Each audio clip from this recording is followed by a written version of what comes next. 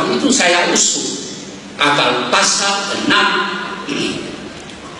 Undang-Undang Dasar sementara, bukan, pasal 6 Undang-Undang Dasar 1945 dihapus kata aslinya. Saya usul kata asli itu dihapus. Saya tidak tahu kemudian dokumennya itu bagaimana. Tapi sebetulnya tidak ada satu orang kecuali saya yang mengusul kata asli dicabut. Kalau Anda mau tahu, saya bisa katakan orang itu namanya Patria Haris Akbar, hakim Mahkamah Konstitusi. Jadi sekarang tidak ada lagi asli, hanya Presiden Republik Indonesia ialah warga negara Indonesia.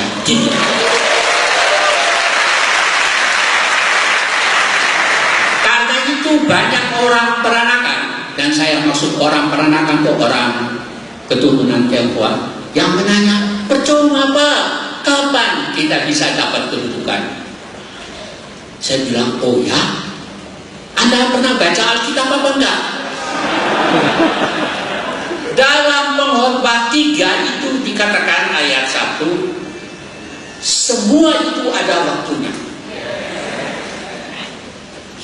Jadi kalau sekarang Pak Ahok sudah jadi wakil gubernur, dan mudah-mudahan kalau nanti jadi gubernur, maka firman Tuhan itu telah digenapi.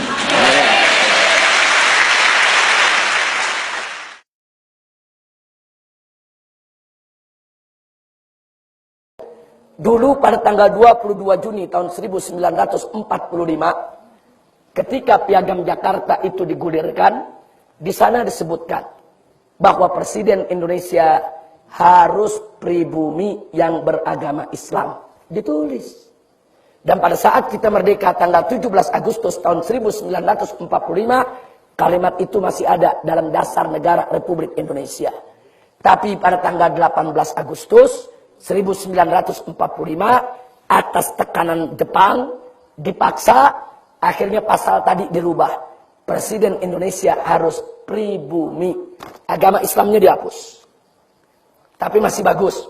Masih ada kata-kata pribumi. Nah, terus kemarin waktu kita reformasi tahun 98, di amandemen Undang-Undang Dasar, sampai 4 kali amandemen, dirubah lagi. Sekarang bunyinya, Presiden Indonesia harus WNI, bukan pribumi. Nah sekarang pertanyaannya, itu bisa diubah-ubah Undang-Undang Dasar. Dari pribumi Islam menjadi pribumi saja, sekarang menjadi WNI. Kenapa kita tidak bisa untuk kembalikan lagi ke semula? Harus pribumi yang beragama Islam. Ini harus diperjuangkan oleh orang-orang Islam yang ada di DPR MPR. Nggak boleh dibiarkan. Ini ditulis WNI berbahaya. Kenapa berbahayanya? Kalau besok ada warga negara Amerika masuk ke Indonesia, cuman modal bisa bahasa Indonesia, bisa nyanyi lagu Indonesia Raya, hafal Pancasila, dites di imigrasi lulus, jadi WNI. Nah terus begitu jadi WNI, dia punya duit, dibiayai oleh negaranya, ikut pemilu, jadi presiden. Apa yang begini yang mesti jadi presiden Indonesia? Oh dengan mudah Amerika bisa menjadikan dia presiden. Dia punya finansial, dia punya duit, dia punya kekuatan. Dia punya kuasa politik di mana-mana. Nah, ingat, ini besok bisa terjadi. Kenapa? Karena undang-undang kita terbuka. Nah, siapa suruh buat undang-undang semacam itu? Kan undang-undang itu untuk bangsa Indonesia. Kan kita yang buat undang-undang. Kenapa buat undang-undang? Buka pintu untuk antek asing. Nah, kalau besok ada orang Amerika jadi warga negara baru 1 hari, dia dibiayai, dia dimodali. Dan bangsa kita ini, maaf, masih banyak yang dikasih 50.000, dia tusuk pemilu. Dia bayar, dia punya duit. Terus apa besok orang Amerika yang WNI tadi yang akan jadi presiden Indonesia? Di mana nasionalismenya? Di mana kecintaan dia kepada Indonesia? Nggak boleh. Nah maka itu sampai hari ini saya dan kawan-kawan mundar-mandir ke DPR MPR, kami sudah meminta sejak 4 tahun yang lalu agar Undang-Undang Dasar 1945 yang sudah diamandemen wajib diamandemen lagi. Kami minta pasal presiden diubah seperti semula, bahwa presiden Indonesia harus pribumi yang beragama Islam. Nah ini mesti kita perjuangkan, nggak boleh enggak, saudara.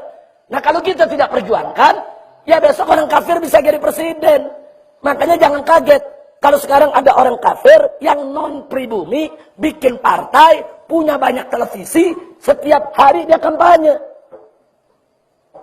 Nah kalau besok dipilih oleh rakyat, dia bisa jadi presiden. Sudah bukan Islam, sudah bukan pribumi. Hati-hati ya kawan. Bisa dia jadi presiden. Siapa bilang nggak bisa? Orang undang-undangnya mengizinkan kok.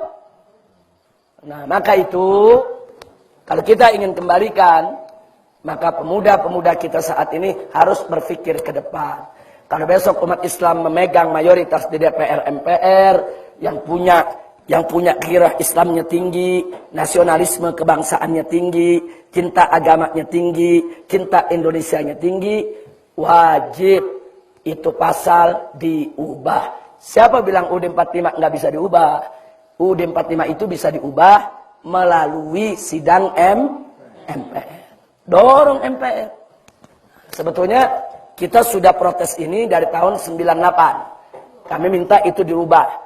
Nah, cuman permohonan kita kandas. Bahkan kita minta kembalikan Piagam Jakarta sampai tahun 2004. Terakhir diadakan amandemen. Nah begitu kita kandas, kita belum dapat kesempatan lagi. Tapi dari 3-4 tahun yang lalu, kami sudah dorong kawan-kawan yang ada di DPR. Supaya nanti ada sidang umum MPR, wajib itu pasal dikembalikan seperti sedia kala. Kita mesti cinta agama kita, dan kita mesti cinta negeri kita. Maka itu saya dorong, yang harus jadi presiden Indonesia, pribumi asli Indonesia, dan beragama. Jangan kasih orang, saudara. Jangan kasih orang memimpin negeri. Harus pribumi asli Indonesia, beragama Islam. Jangan pernah izinkan orang lain untuk memegang negeri ini. Berbahaya.